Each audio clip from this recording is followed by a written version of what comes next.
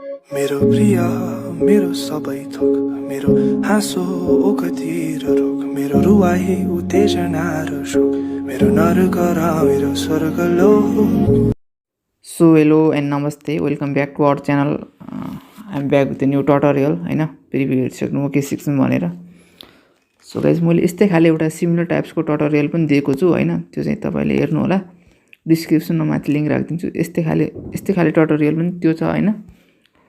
So guys आज चाहिँ हामी यो सामान्य एउटा सिक्छौं हैन. सो गाइस नयाँ हुन्छ भने च्यानलमा सब्स्क्राइब गरिदिनु होला. सो गाइस लेट्स स्टार्ट है. सो गाइस म हेर्न सक्नुहुन्छ म यहाँ लिरिक्स लेखिसकेको छु र एउटा सङ अनि एउटा फोटो राखेको छु. सो गाइस तपाई पनि यतिकै राख्नु होला अनि यसपछि फोटो राखेर यसलाई चाहिँ फिल कम्पोजिसन एरिया गरिदिनु होला अनि यो फोटोलाई चाहिँ यति लामो लिरिक्स छ त्यति लामोसँग तन्काइदिनु होला.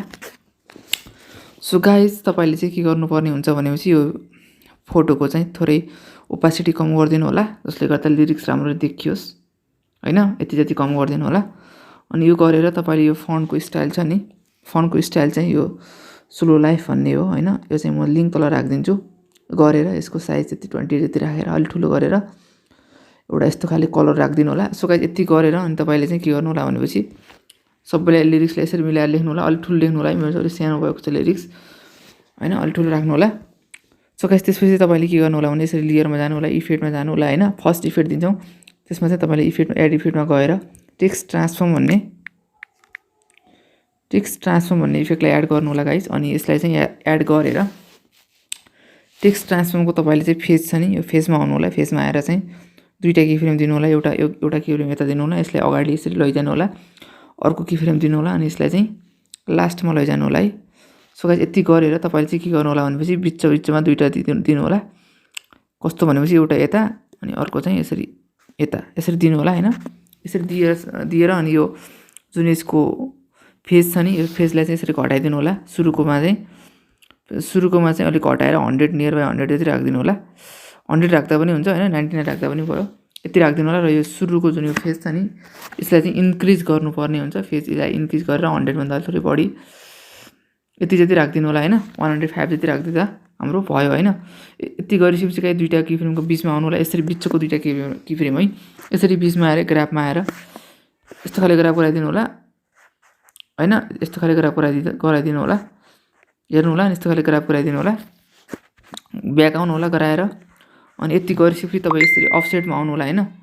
अफसेटमा आएर चाहिँ तपाई एक्स अफसेटमा आउनु होला. अफसेटमा आएर बिचमा दुईटा की फ्रेम दिनु होला. यसरी बिचमा है यसरी बिचमा दुईटा की फ्रेम यसरी दिनु होला हैन. अनि यसरी दुईटा की फ्रेम दिनु होला. अनि यो यताको की फ्रेम जुन छ नि यसलाई चाहिँ अफसेट एक्स छ नि एक्सलाई चाहिँ यसले एक्स अफसेटलाई यसरी डिक्रिज गरेर 100 -100 जति राख्नु होला. -197 यति जति राख्नु होला हैन. सो गाइस अर्कोमा चाहिँ पछाडी आएर के गर्नु होला एक्सलाई नै हो यसलाई चाहिँ इन्क्रिज गरेर यसलाई पनि 100 जति राख्दिनु होला. 100 राख्दा हुन्छ है गाइस. यसलाई चाहिँ यसलाई पनि 100 जति राख्दिनु होला. यसलाई पनि यसरी 100 जति 101 102 जति राखे पनि हैन. यसरी बिचमा राख्नु होला हैन. हैन यसरी गरिसकेपछि तपाईले चाहिँ के गर्नु यति गर्नु होला. अनि तल आउनु होला हैन. यसको स्केलमा आएर यसको स्केललाई थोरै घटाइदिनु होला. -0.11 गरिदिनु होला. अनि तल आएर यसको अल्फालाई चाहिँ सबै डिक्रिज -1000 गरिदिनु होला हैन. अनि त्यस तल आउनु होला. अनि यसको एजिनलाई +100% र यसलाई -100% गरिदिनु होला. अनि यसको ओभरल्यापलाई पनि फुल गरिदिनु होला. 1000 गरिदिनु होला हैन. फुल ओभरल्याप गरिदिनु होला. अनि यति गरेर चाहिँ तपाईको चाहिँ हाम्रो चाहिँ सकिन्छ हैन. टेक्स्ट ट्रान्सफर्म चाहिँ सकिन्छ. मेरो प्रिय मेरो सबै थोक मेरो हैन यस्तो खाले भन्छ मैले. सो गाइस यति गरिसकेपछि तपाईले चाहिँ के गर्नु होला. हाम्रो यहाँ चाहिँ एउटा टेक्स्ट ट्रान्सफर्म लाग्छ. त्यसपछि फ्याक्टल वार्प दिन्छौं हैन.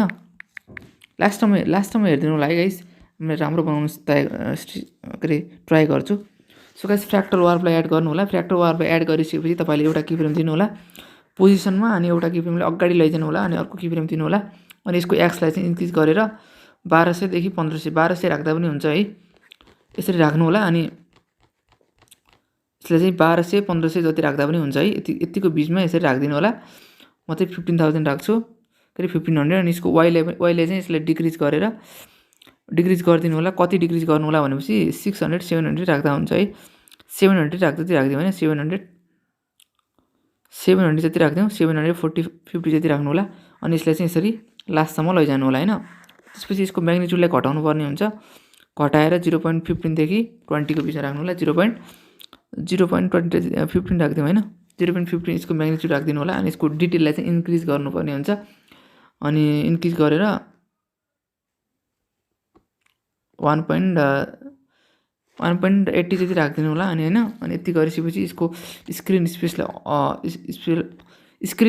अन गरिदिनु होला। अनि यसको ओक्टाभेसलाई चाहिँ फुल गरिदिनु होला, जसले गर्दा हाम्रो मेरो प्रिय मेरो सबै थोक यस्तो खाले हाम्रो एउटा लिरिकल इफेक्टहरु बन्छ हैन। सो गाइस यति गरिसकेपछि हेर्न सक्नुहुन्छ यस्तो खाले बन्छ हैन। यस्तो खाले बन्छ। अनि यस्तो खाले गरेपछि यसलाई 3 डटमा गएर कपी फिट गर्नु होला।